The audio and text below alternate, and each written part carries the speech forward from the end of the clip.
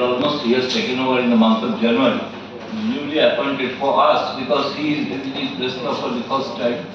So a very warm welcome to you and to this political secretary. Okay, thank you very much. He is Mr. Juan. He will be here for answering any questions after the presentation. Cuban ambassadors are almost a regular visitor to press club weekly. Even his predecessors used to come here. They enjoy our food. They enjoy our company. They had a lovely chat with all of the media people.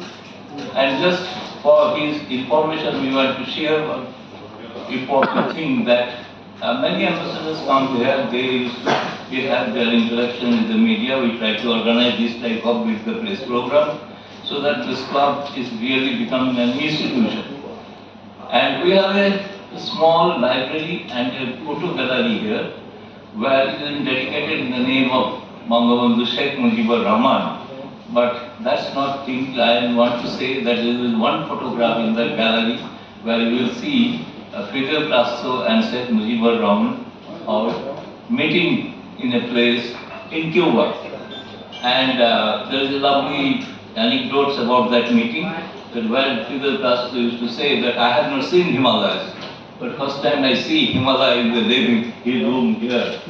But he did give certain advice to Mujibur Rahman. Unfortunately, that was overlooked, but that was one of the reasons for their downfall. Well, that's the history, so I am not going into that. Now I will just request My Excellency to start your conversation in whichever way. You will have some kind of a presentation first, then if you will short initial brief, then after that if you have any questions you can ask. Thank you very much. Welcome. Well, good afternoon. It's my great pleasure to be here today as a General Secretary of the Press Club of India. The Ningaj Tour has said is our first visit, but I promise that we are going to come back. It is more a formal meeting, but the next one I promise to bring a bottle of Cuban rum and to spend the time more informal to talk and to share information. But today, the issue that we would like to share with you is regarding one important topic that is going to be in the attention of the international community in the forthcoming days. But I would like first to introduce my staff here.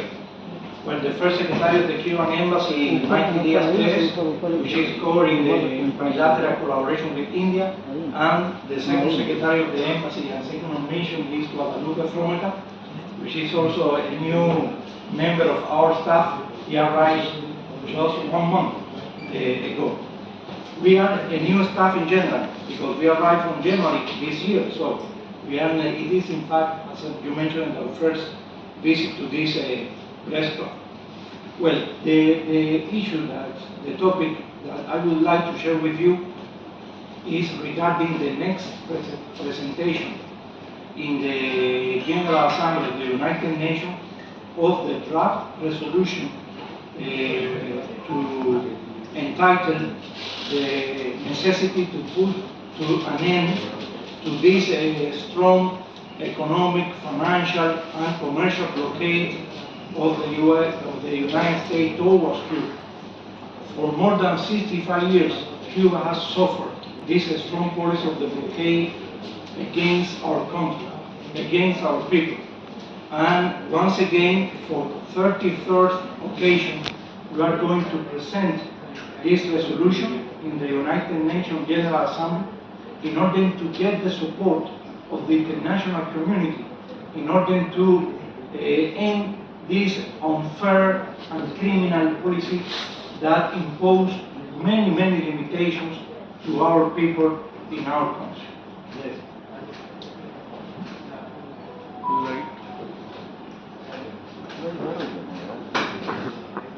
The title is, as I said, necessity to put an end of the economic, commercial, and financial blockade imposed by the United States of America against Cuba. The next one, please.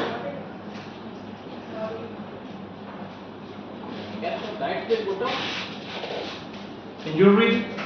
It's okay for you? This is the lecture. We can also spread out the presentation after that to all of you, maybe through the club, in order you to have more information. So you cannot read, not to have the necessity to read in details or the details. Well, the central objective of the blockade, and it's something that I would like to start a little bit, is to deteriorate the population standard of living, provoke dissatisfaction, despair, and irritation as a means of fostering a social uprising that would allow them to achieve a change in the constitutional order freely chosen by the people.